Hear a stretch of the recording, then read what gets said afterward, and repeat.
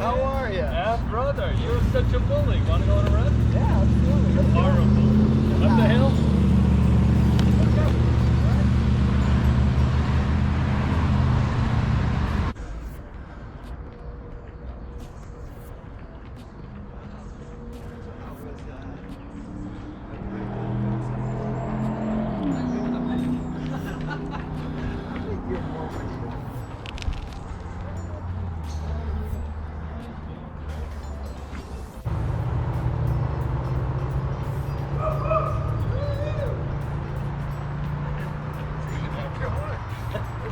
Sometimes you gotta toot your own horn.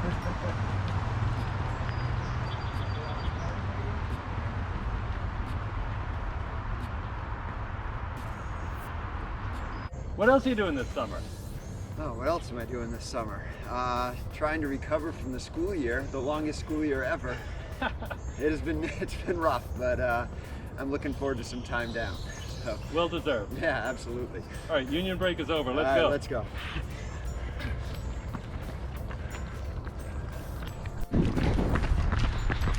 So Andrew, hey, school's almost out. Yeah. What do you got planned? What's going on? Wednesday. Let's That's see. 3 days for you mathematicians. Yeah. Let's see. I've got my parents-in-law 55th wedding anniversary is this summer. Ooh. And they're taking the whole family away to Grand Canyon and Bryce Canyon, and that happens in July. So we'll have a pool party at your house in July. Absolutely, yep. Great. And in August, my son going off to college. My oldest, JMU, James Madison. Go Anthony. So we're driving him down. So it's a busy packed summer.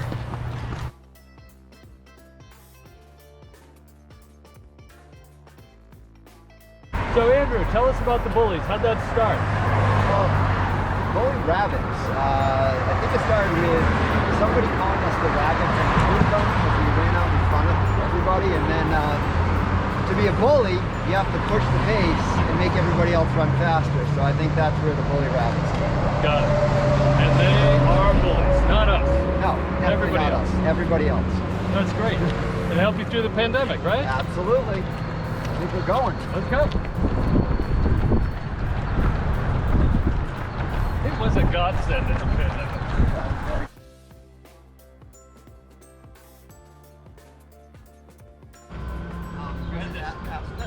Pesky work getting in your way. Yeah, I know. Yeah, it's that alphabet.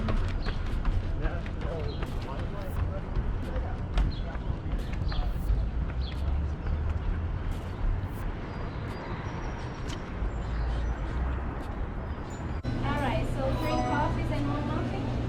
Yes. Well, 2 coffees, a tea, and a muffin. Yeah. Perfect. Okay,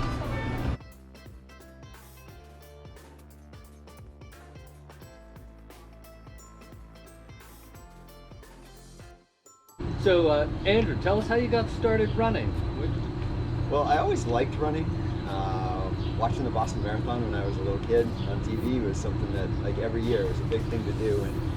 But I played soccer, and that was the same time as cross country, so I never really ran too much in high school. And then after college, I started running, and I decided I wanted to run the Boston Marathon, so I did it as a bandit. Did you? I did Wow. it five, No more. 5 times as a bandit, so I never had an official number. But I always kind of liked it. When my kids were born, I put it on the shelf for a while, and then when they were old enough and they didn't need me as much, I got back out running. That's when I joined the club. Nice, nice.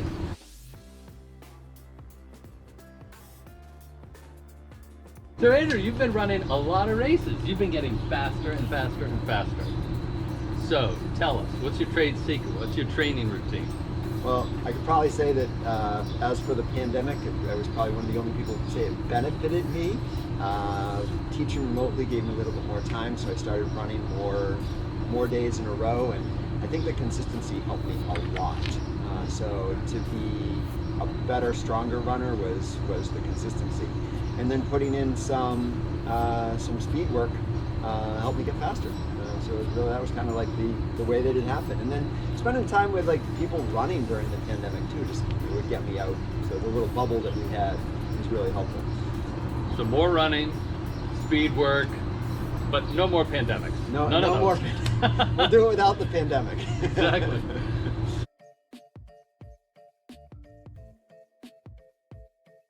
One of the more important questions for you I have is, how come you don't let me win any races? Why are you so fast? To quote the famous Sanjeev, Peter, I just can't run any slower. Damn that Sanjeev!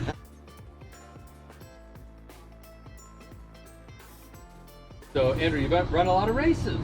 What are your favorite distances or your favorite race that you like to run? What's most memorable? Well, I think actually my favorite distances are the 10 to half distances. Why is that? Because it gives you a chance to kind of settle in to a pace where like a 5K is, you got to go out and you run as fast as you can. And a 5 mile is kind of like that as well. But when you get to the 10 and a half, you can really settle in. And then it's not so long that you have to, put an incredible amount of training in. And you can also race it at the end. Unlike a marathon, unless you put a lot of miles in where there's a lot of training involved and you can't really race the end, it's more like just hang on and survive. That's why I like that distance. What's your favorite race that you've run? Well, after that answer, I'm going to say my favorite race, I think my most memorable race was probably the first Boston that I ran. Just because it was hard, I had no idea what I was getting myself into, and running down Boylston Street, seeing the finish line, I was almost in tears. But that was such a long time ago. It was like in my first life of a runner back in my late 20s or mid 20s. Decades ago. Yes. Yeah, right. Well, you're an old man, so. But I would say more recently has been any race that I've run with people from Striders, because it's been more of a like camaraderie and enjoyment, and the trip up and the trip back, and we spend time together, and I'm looking forward to doing a lot more of those. Love it, love it.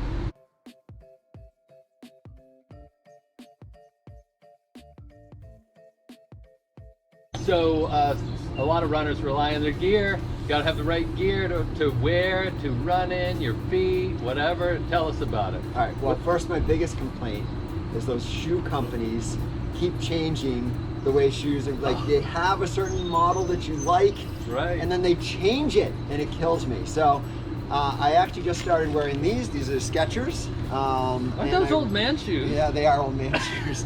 This is what old men wear.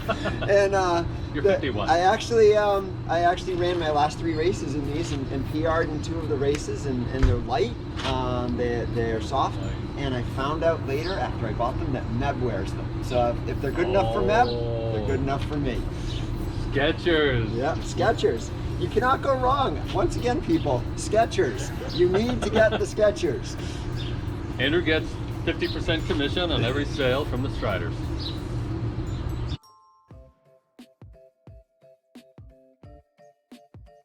So we got a little line of sight to what your summer looks like. How about the fall? What happens after your family vacation and everything? Well, thankfully, the pandemic seems to be in the rearview mirror, or almost there, and we've been told that we're going back full-time in school. It's going to be normal, which I'm really looking forward to as a teacher. My wife's a teacher as well. She's looking forward to it. My daughter starts high school, so much better starting high school without having to wear the mask. Oh, and they're full-time. She's going to be playing soccer as well, so I get to go out and see her play some games after school, so I'm really looking forward to that. Does she have a good coach for soccer?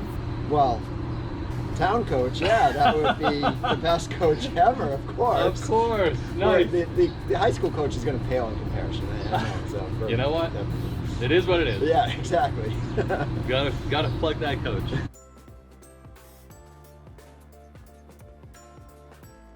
So, Andrew, tell us about what it means to you to be a Strider. What does it seem like to you? What's it feel like? What's important? I think it's the camaraderie. I mean, that's the number one thing. When I first tried to run the Boston Marathon, I did all the training by myself. And I don't know what I was thinking. And I signed up for the lottery for the New York City Marathon.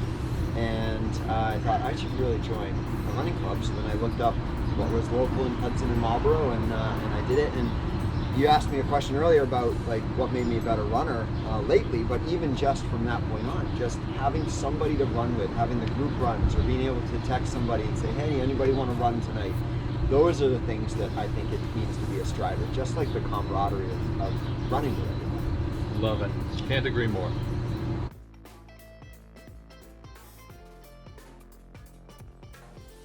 So one more final question. I didn't really understand your answer.